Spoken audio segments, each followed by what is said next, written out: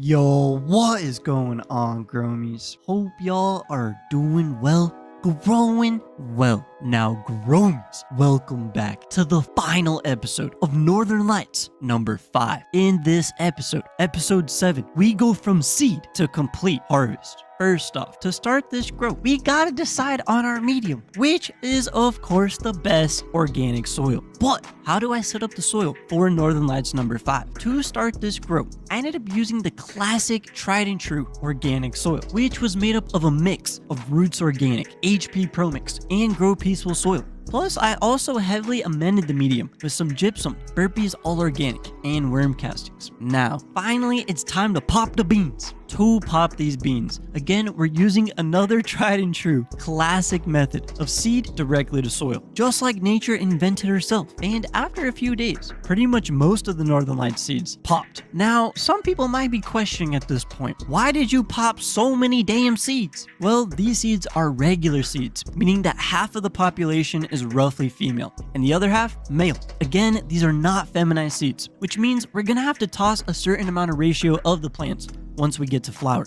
Looking after the seedlings, for the first couple of weeks of taking care of these plants, all I did was water when the soil was approaching dryness, and we could see within a month, each plant completely filled up their own little section and pot. And once these plants got settled, they just never stopped growing, so I was forced to defoliate them pretty hard a few times. Eventually, after growing for a few years, if there's one thing that I learned, it's to not veg for too long for no reason. And since we have many different phenos of Northern Lights, they're gonna fill up the space pretty damn fast, so it's better to flip to flower in preparation for the larger plants. In talking about a past example, Northern Lights number 2 was massive, so I'm preparing for the same thing to happen with the number 5. Switching tents, flipping to flower. After some time inside this 2x4 veg tent, I decided to move the plants to the same let that I used when I was growing Northern Lights number 2. That way I would have a fair comparison to see which strain I like more. And we moved the plants into a 3x3 tent from Spider Farmer, also using an SE3000 LED. After flipping the flower, within I would say about 10 days, we could already see the males by identifying the growing pollen sacs. In the end, I ended up saving 2 male plants that smelled the most aromatic and just had the best looking growth structure. But my plan was to lightly pollinate the whole tent.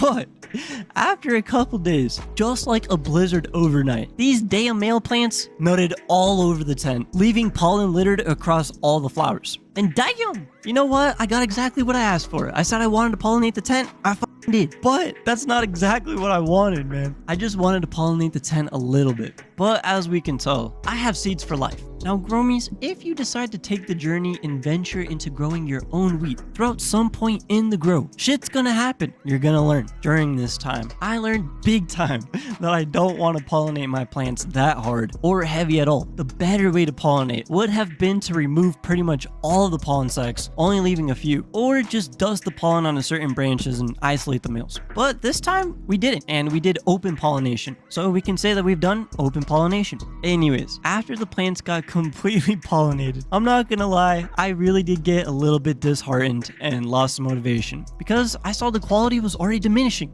But I realized, bro, you've already put so much time and hard work and effort. It's time to keep going forward. After worrying nonstop about, man, I really messed up my grow, I ended up talking to Jack Ashes, who breeds every single time that he grows and always gets a ton of seeds. And he said, bro, the plants are gonna be fine. They're gonna grow fire. They're just gonna have some seeds. It's no big deal. So I was like, all right, you know what? Let's grow these plants. Middle to the end of flower. What happened? Now, GROWMIES. Again, this grow did not go like I wanted it to. I've said this so many times, I can't believe I haven't fixed the problem yet. It's the 1 gallons, man. I don't like 1 gallons. They always dry out. There's too much drought. The pots get dry. Problems happen. I need bigger pots and more water.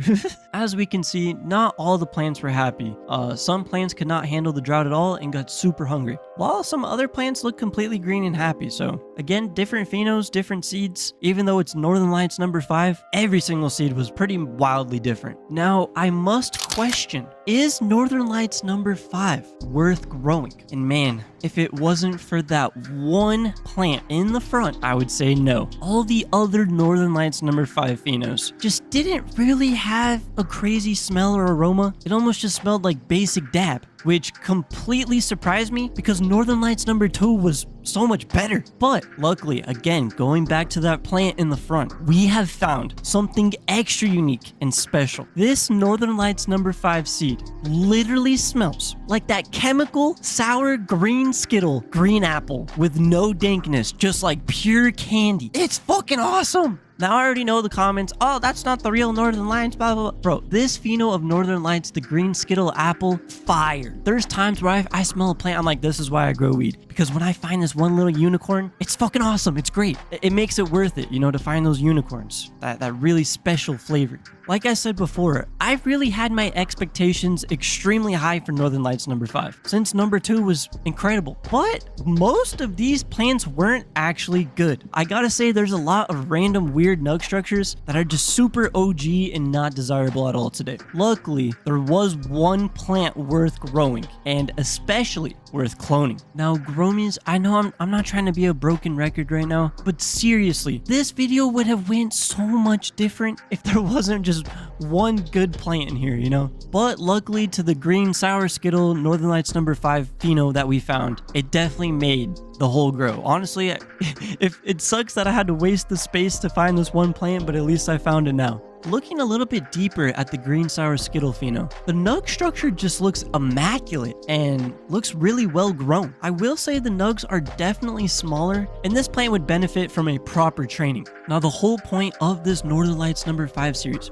was to pheno hunt and find and see if there's any good plants. And the way that we decided to pheno hunt is using the Sea of Green style, which was recommended to me. But after trying Sea of Green like at least 4 times by now, I could say I don't like Sea of Green. The plants grow crazy, they don't grow uniform, everything is different, especially when you are pheno hunting. It's like, if I'm gonna grow this plant the next time, it's better to train your plants, bro. Train your plants. At this point, GROWMIES, I'm kind of just rambling, but like, for final notes, we found one good Northern Lights number 5. It smells nothing like you would ever expect from Northern Lights. It's a green sour Skittle, and all the other plants were not great. So was it worth growing? I think maybe. We'll have to see when we get to smoking it. To give a final review on the plants I don't like, the reason is because these taller plants have very thin branches, small nugs, and a very weak aroma, especially for Northern Lights 5. Really, these nugs just kind of smell like classic normal weed, no definitive terps. It kind of just smells like weedy distillate. So that's, you know, I don't know if I would get Northern Lights number 5,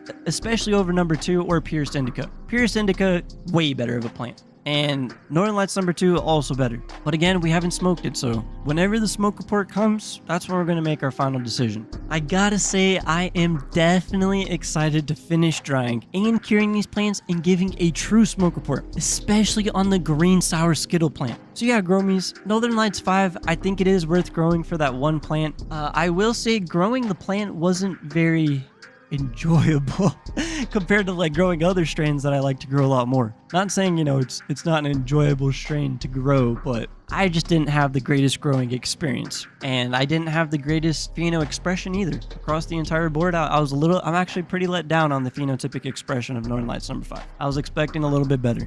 Anyways, GROWMIES, smoke report coming soon. Look out for that. But anyways, as always, thank you guys for watching. If you enjoyed the video, please leave a like and comment. If you haven't seen my other grow/smoke reports, check them out. Keep it up out there, GROWMIES, and stay motivated in this beautiful medicinal hobby. #GROWMIEGANG.